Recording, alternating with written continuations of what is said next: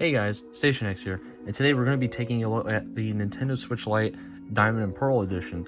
This is a special edition they're releasing for the remasters of Diamond and Pearl, and I thought it would be nice to take a look at it, unbox it, and show everybody how it is. I have done a unboxing of the previous Switch Lite that they did for the Pokemon series, Pokemon Sword and Shield, and I fairly much liked the way it looked. Now, the difference between this one and this one is I'm not going to be doing like a, is it worth buying the Switch Lite? Because at this point, I've already stated how I feel about the Switch Lite. I feel like a few times on the channel, but long story short, I don't think it's such a bad console if you want to do only handheld.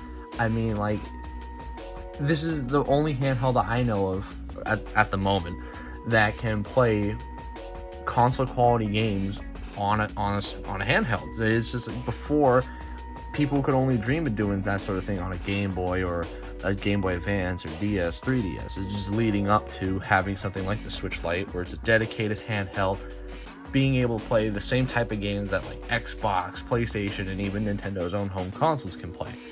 So, as much as I like the regular Switch, being able to play it on TV and handheld, I mean, this is just as fine for $200. Now that I got that part out of the way, I find it funny that the only types of special editions we've gotten for the Switch Lite is Pokemon themed consoles, just because of the fact that Pokemon in general, the mainline titles were pretty much exclusively on the handheld systems.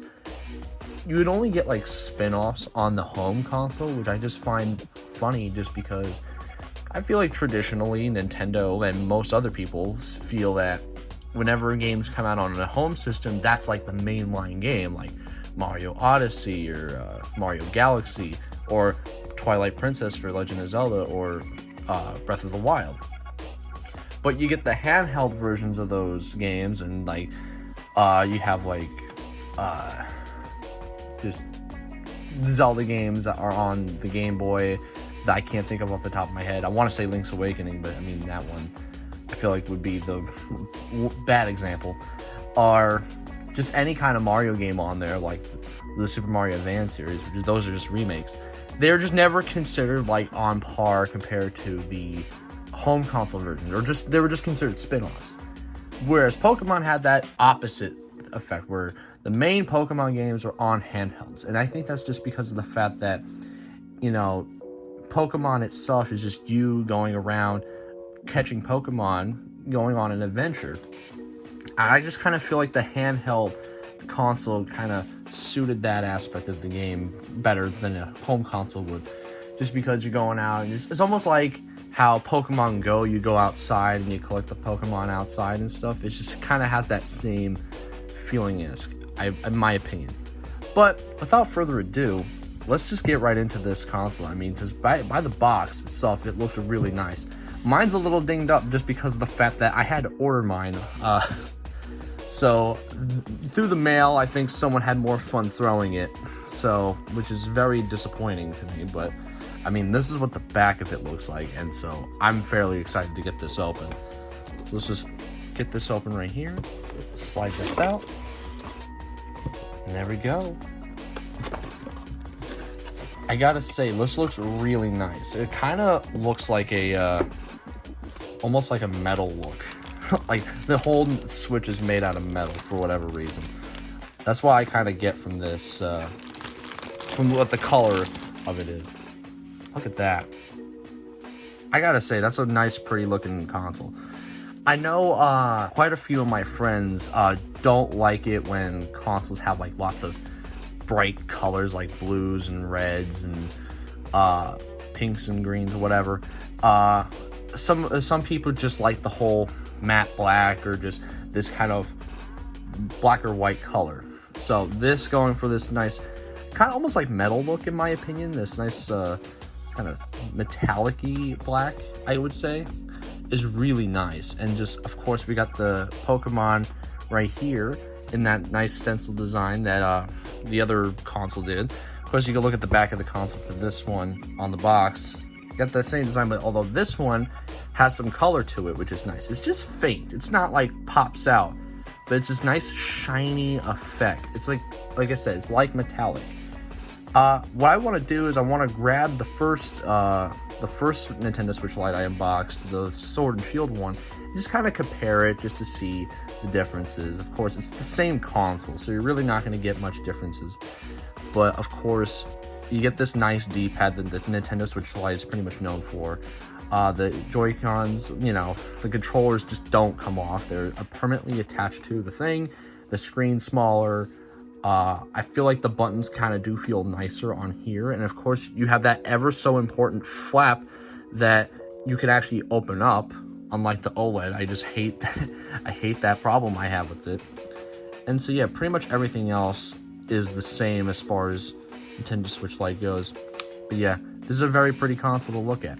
But now, we're going to take a look at the other one and see how it compares.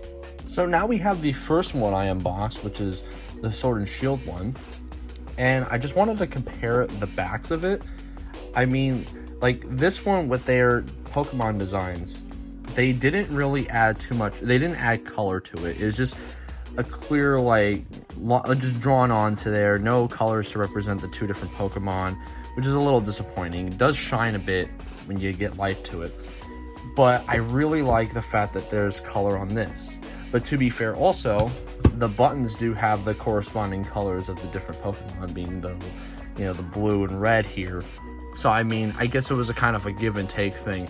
This one has pretty much one final color throughout the entire thing, and then you got color on the different Pokemon. And so here you have no color on the Pokemon, but you got color on the different buttons. And I will say the Switch Lite buttons are very nice and, you know, pushy, I guess. I don't know what the proper word is, but they just really feel nice. They feel nice to push down and stuff. So I like that. It's not too stiff. It's not like you got to force it down or anything like that. It's just really nice feeling in the hands. I do want to address one thing though, because I saw some people comment about like my Nintendo Switches having dirty screens. It's just because of the fact that I use the Switches all the time, and I don't have anything proper to clean off the fingerprints, because that's really what it is fingerprints get on there. I use the touchscreen a lot, so it's gonna get fingerprint heavy. My phone's the exact same way. So I mean, it's with anything that has a touchscreen, I just like using the touchscreen. You know, unfortunately, unlike the DS and 3DS, this does not come with a stylus. The Nintendo Switch Lite is a really nice and cool system to have. It's cheaper than a normal system, so it's easier to get this one over maybe the regular Nintendo Switch or the OLED that's out right now. And I mean, if you're a really big fan of Pokemon, these two systems, but specifically the Diamond and Pearl one, is a really nice addition to that whole Pokemon collection people have going on. And so I actually have never played the original games before, so I do want to try these out since they're remastering for the Switch. I kind of hope that they do more. Maybe Black and White or X and Y, Sun and Moon. Who knows? I would love to see more Pokemon games come out for the Switch. Since I'm new to the Pokemon scene, I would love to experience the older games and stuff. So, I mean, honestly, this is a nice addition to the collection, and I hope that we'll see more Nintendo Switch Lites, maybe more that are not Pokemon themed, but hey, I'll always go for some more Pokemon. But anyway, that is all for today. I've been Station X, and I hope you have a wonderful day.